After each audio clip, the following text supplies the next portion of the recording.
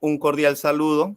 La ONG Informativo, cuyo lema este 2024 es de Colombia para el mundo, tiene la misión principal de promover la armonía y el diálogo pluricultural, multiétnico e interreligioso en el mundo. Y como nuestra proyección es mundial, el día de hoy tenemos el gusto de presentarles una invitada muy especial. Se trata de Urmi Chand, ciudadana india, actualmente residente en la megaciudad de Mumbai. Me alegra mucho que la tecnología nos permita romper estas barreras geográficas y de comunicación. Bienvenida. It's an absolute pleasure and thank you for having me here today.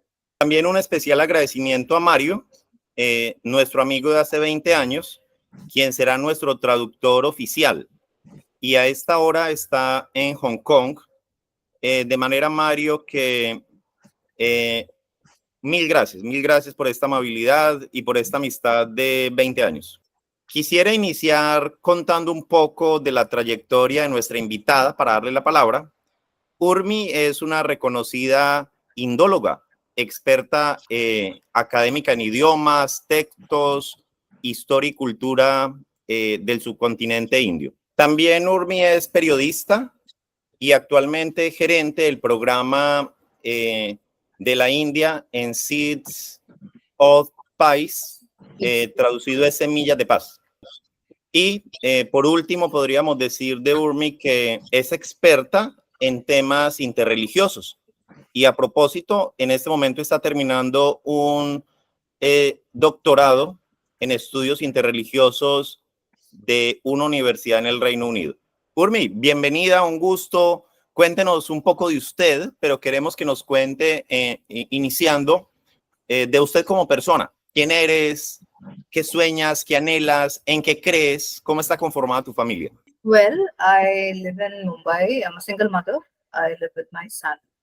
I was married before. That was an interfaith marriage.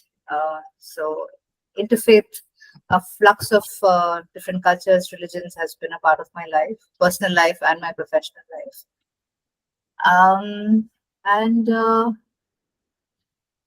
Let's say what I believe in is, see, India in the last 10 years has faced a threat to its secularism.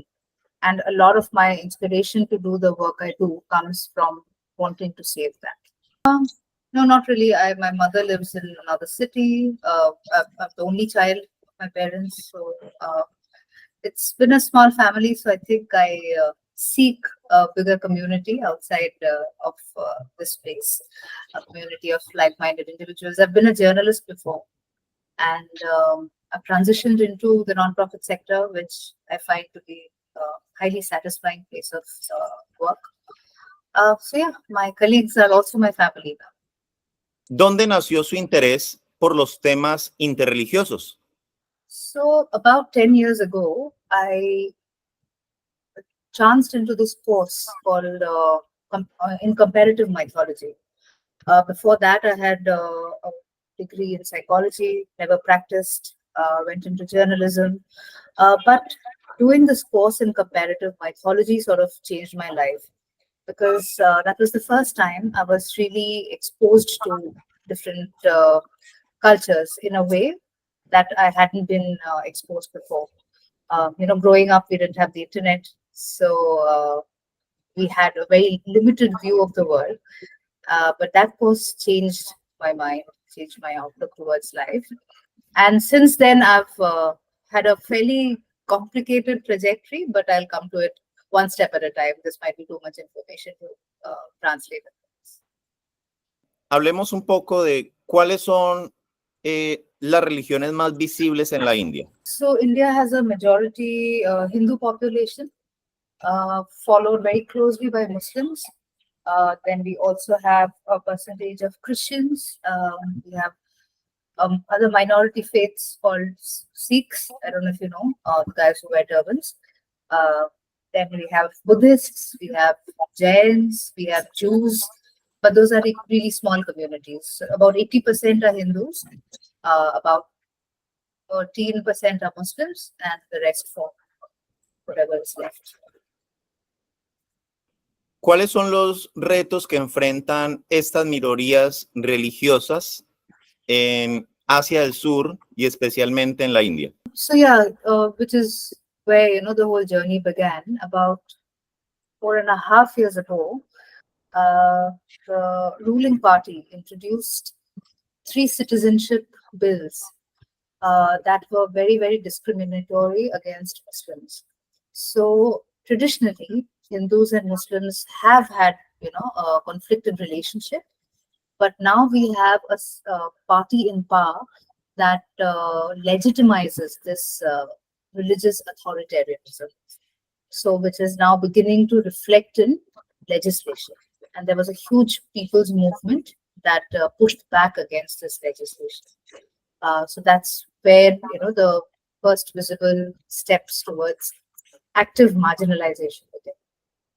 See, Christians are a very small minority, but they are routinely accused of forcibly converting people. So that is something the Hindu supremacists have always objected to, have always pushed back against, and there are also laws in several states that ban conversions. So the problem with Christians that many Hindus have is that they suspect that a lot of people are forcibly converted. But largely, Christians are considered to be, harmless people. But Muslims are seen as active threats. Muslims are often labeled as terrorists. Muslims are often seen as outsiders. And because that is also related to the question of partition, the partition of India and Pakistan. So Muslims have that cross to bear, apart from being considered outsiders in the sense that, they don't originally belong to India. They also bear the brunt of, they carry the blame of having sort of divided India into India and Pakistan, part of the blame. So that's another historical context. Desde su experiencia, desde sus vivencias, cuéntenos por qué es tan importante ese entendimiento interreligioso para la consolidación de comunidades más pacíficas.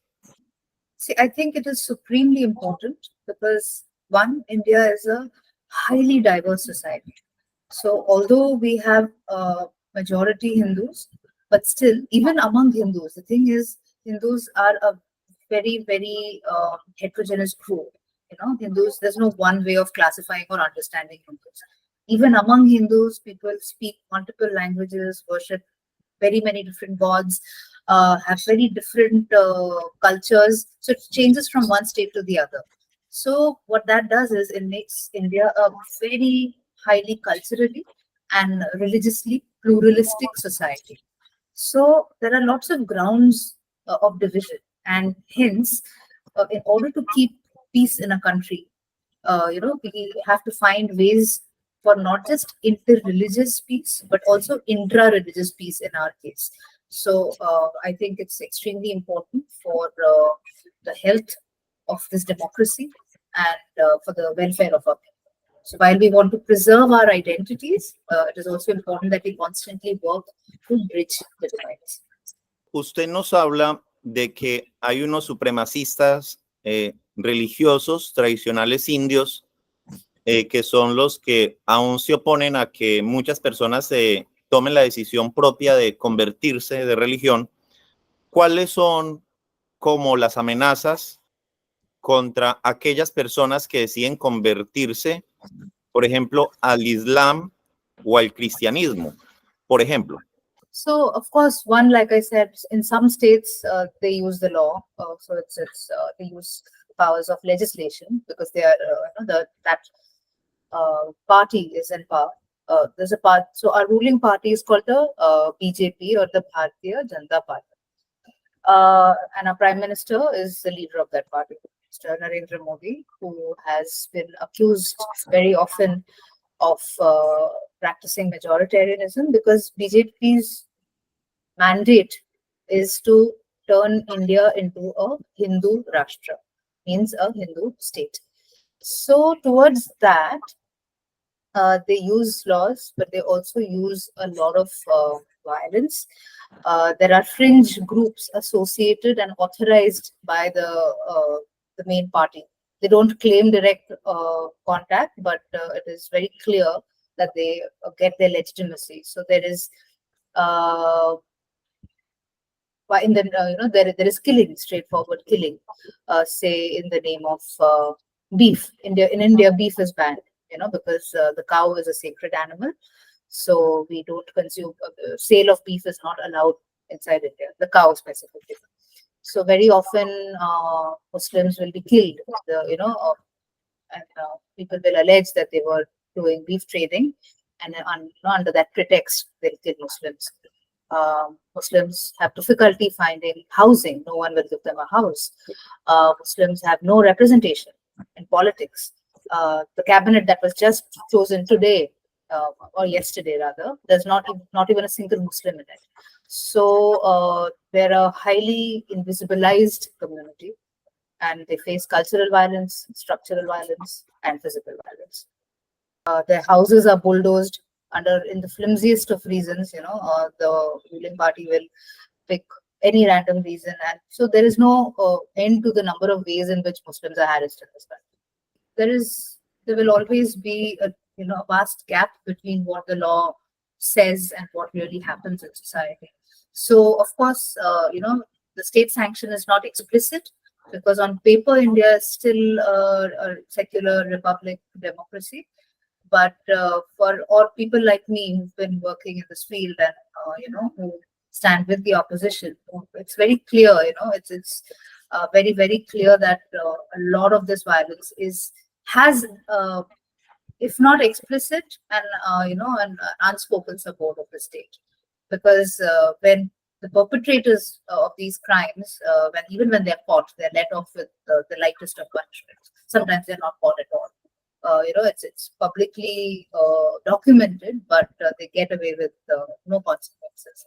Whereas there are Muslim political activists who've been rotting in jail for the last 4 or 5 years. So there's a very stark difference in how the state treats, Muslims. Hay una gran diferencia entre lo que dice la ley y la realidad. Y eso sucede en diferentes problemáticas mundiales, en todos los continentes y en todos los países, que hay una brecha entre la ley y la realidad, que es la cultura. La cultura es dominante, está por encima de la ley. ¿Cuál cree que puede ser la estrategia para influenciar en esta cultura para que haya tolerancia? Changing culture is not an easy job. It's something that needs constant work, and it's a long-term goal. But I can offer you a small example from my own endeavors, which is an interfaith forum that I had created last year in the form of an event, which had arts at the center. So if you translate that, then I'll come to the details of the event. Entiendo que cambiar la cultura es difícil, no es fácil. Muy bien. Y lo que entiendo es que desde los foros, desde los debates, desde la sensibilización, se pudiera hacer un aporte, aunque es un proceso a largo plazo, ¿verdad? Yes, small and consistent steps. So what I did was I curated works of art that are syncretic in nature, art forms that have evolved with the influence of, say, Hinduism and Islam coming together as Hindu and Islamic cultures, not religions, strictly speaking. But, because these two faith groups have coexisted for hundreds of years, a lot of art and culture has been co-created. My belief is that if we use these examples, if we just draw people's attention towards such examples of art and culture, it reminds us of a common ground, of shared values. So even if our spiritual or religious values may be very different, we do share a lot of other values that are expressed in culture, values of humanity, of beauty, truth, all of those things. So I believe if we focus on arts to an extent, encourage it, practice it together, it may help us slowly rise above our differences while keeping our identities intact. There is a way to build bridges, and but it needs consistent efforts.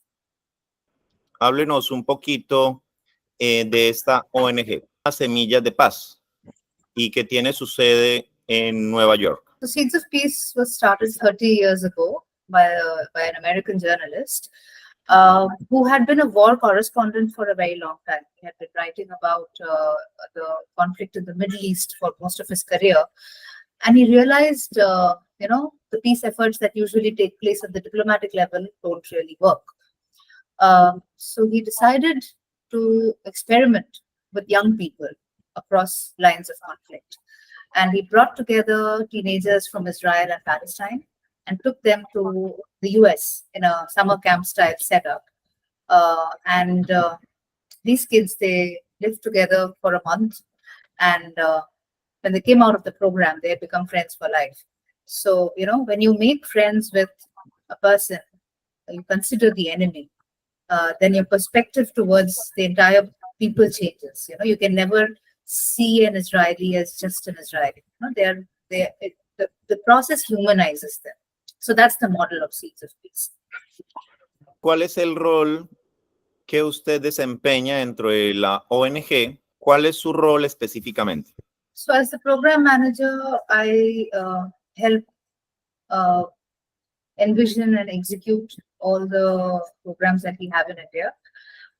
We have a national level program called the 4 Leadership Program that I have run, and which is divided into 4 parts. But I specialize in something called the Interfaith Harmony Camp. So my academic expertise, comes to play there, especially in that program. But all other programs are around, self-awareness, leadership, communication, humanistic leadership, communication, how one can create change in society. So my role is to sort of, I handle administrative work also, but I also teach and facilitate. So I sort of multitask. ¿Cuál es el alcance de esa armonía interreligiosa que ustedes buscan? Well, see, conflict in most places in the world traditionally have been religious in nature.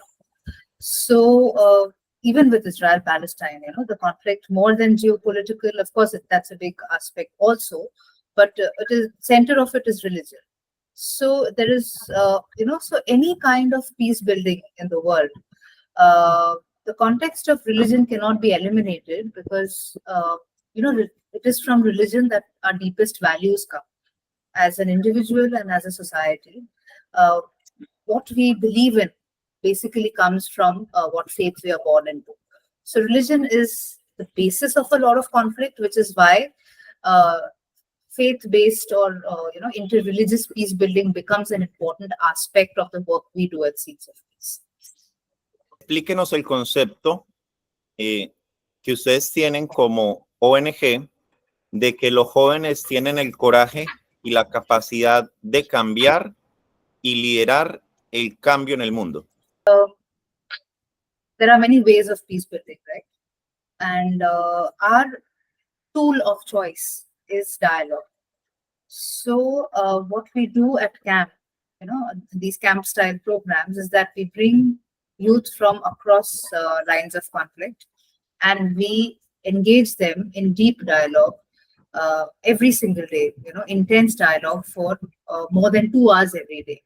So what happens is it helps people realize a lot of their prejudices and and get that out of the reasons of conflict. And once they've worked through that, then the humanization begins.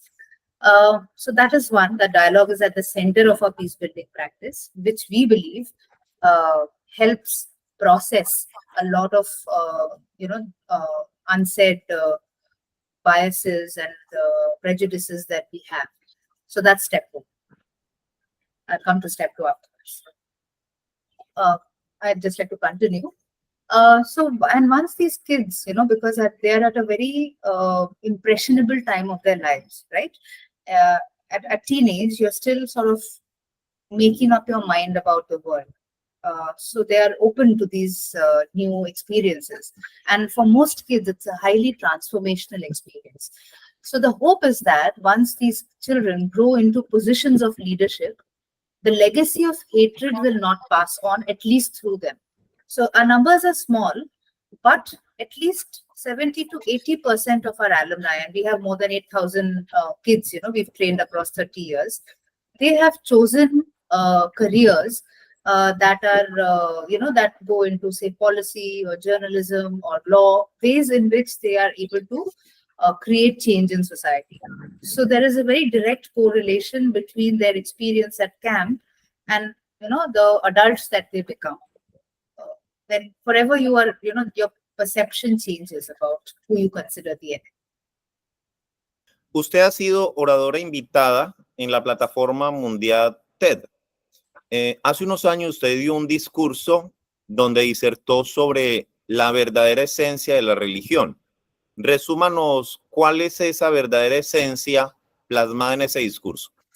Well, the title of the talk was chosen by them, although I did not talk about the essence of religion. What my talk was about was advocating for education on religions in school. I don't mean religious education. I mean education about religions. Because especially in multicultural societies, and in India, although we are highly diverse, we are also very segregated people. It's like we don't really engage with each other. We only live next to each other. So there is a lot of ignorance about other religions, religious groups, their beliefs, practices. And that ignorance sort of translates into fear, and that fear then translates into hatred. So I have always advocated, and I think it's really important that we teach our children about all religions, even if it's, and even if it's just its essence. So we teach our children so that they learn to not be afraid, so it demystifies the other. Hindus are scared of Muslims. What is there to be scared? They're just different.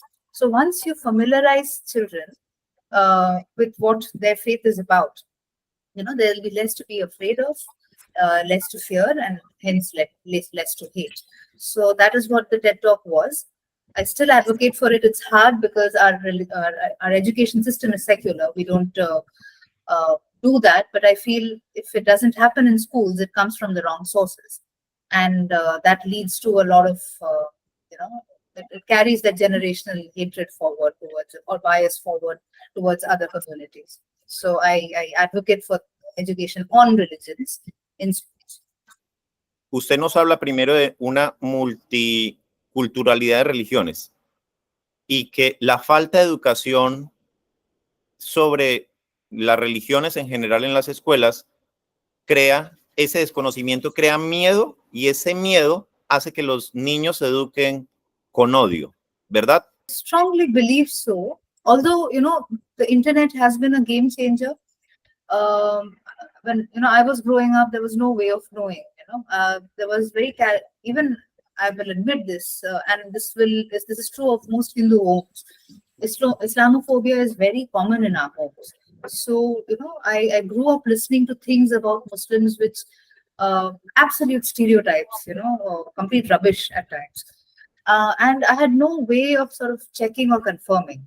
And although the internet is there today, I don't believe it has changed that a lot, because young people are not very interested in religion. So what happens is a lot of unconscious biases get settled into their head. They feel they are not interested. They feel it's not relevant, but it is finding ways to make home in their heads. So they're not going to look up the facts. So the thing is, these facts have to come from schools, from legitimate sources. Otherwise, politicians will feed you rubbish, or stereotypes will get transferred to you without question. And then it carries on. So I do feel intervention at the level of schools is extremely important, in starting to break that cultural mold that we are all fixed in, for hundreds of years. And a few years of the internet hasn't really been able to change much of that. Nuestra ONG tiene 2 iniciativas y quisiera resumirle rápidamente cada una y que usted nos dé su opinión. La iniciativa número 1, proponemos el símbolo de una flor, cualquier flor, como una representación de las religiones, confesiones y creencias que son minoritarias y que no se identifican con los símbolos mundialmente difundidos. Existen 500 millones de creyentes de religiones étnicas que están excluidos de este ámbito comunicacional, es decir, no hay ningún símbolo que la represente. Si adoptamos el símbolo de una flor para que arrope a todas las religiones minoritarias que no se identifican con los símbolos mundialmente difundidos, esa flor estaría representando respeto, justicia, equidad, inclusión, diálogo y armonía, pluricultural, multiétnica e interreligiosa. Por ejemplo, aquí tenemos algunos símbolos.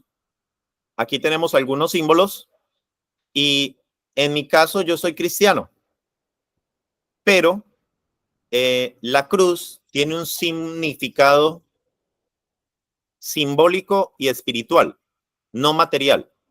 Yo soy cristiano y el símbolo material no me representa porque tiene un significado muy profundo, netamente espiritual.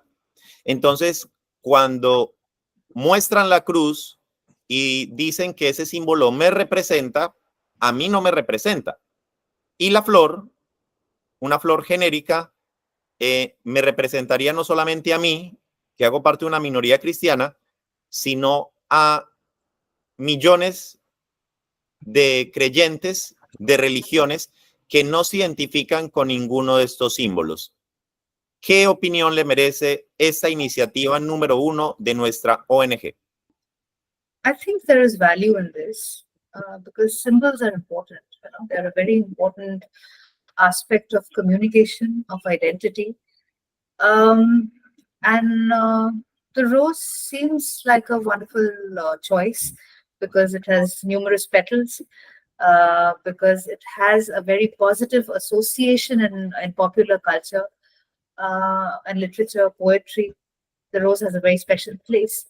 So I think there is value, but see, for any symbol to start gaining currency, it has to be vastly used. It has to become, it has to be adopted, it has to be used and seen. It has to be highly visible in places before it becomes meaningful.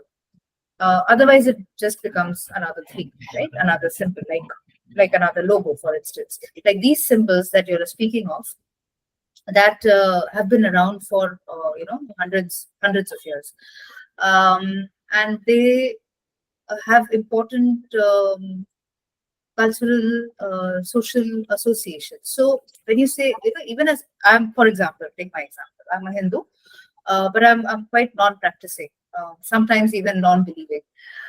But do I identify with the Om? Yes, I may not wear it around my neck, but when I see Om, I know, okay, yes, Hindu. So, when you say, when people don't identify with a symbol, we have, I think, it's important to ask what we mean, and with the creation of another symbol, what are we hoping to sort of achieve?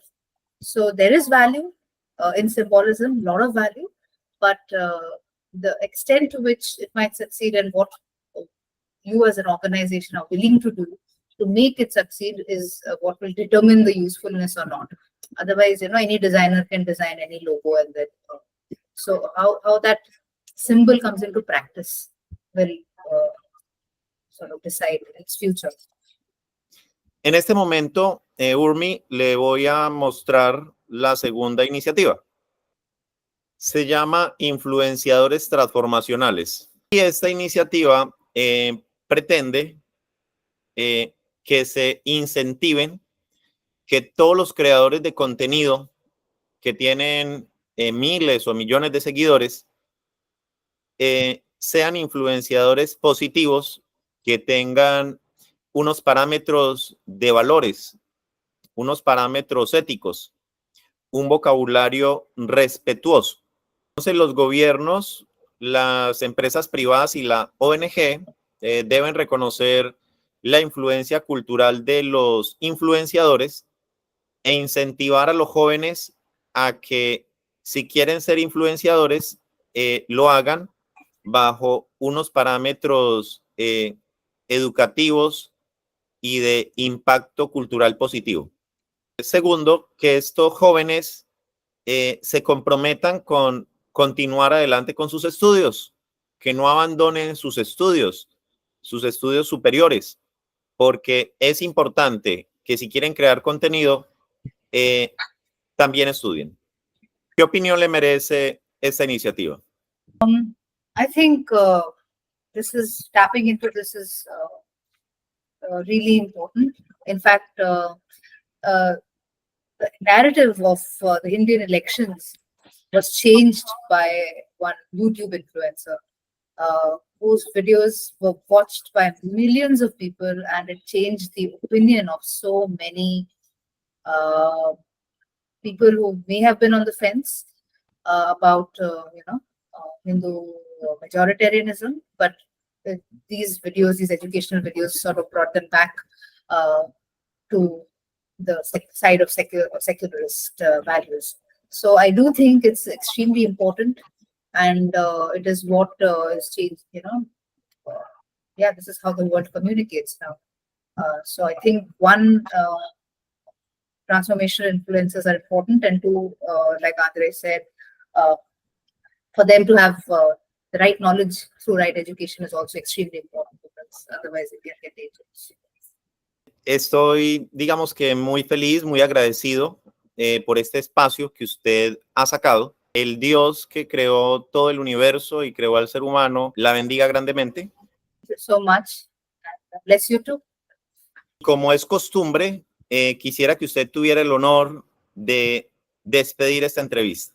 Con las palabras que le nazcan en el corazón, despida usted la entrevista. Bien pueda. I just want to, this is incredible. This is my first time speaking to someone who doesn't really speak my language, where an interpreter is involved. And it's quite amazing to me how we are sitting in 3 different parts of the world and, communicating this way, having come together with a common purpose and a passion. And I hope we are able to inspire more people to join in, irrespective of the geographies, irrespective of the language or the religion that they have, and believe and contribute to peace as the 3 of us are doing right now. Thank you very much. Good night. Bye. Bye. Bye. Bye. Thank Gracias. you, Mario. Thank you, Thank Andres. Thank you. Thank you. Gracias, Mario.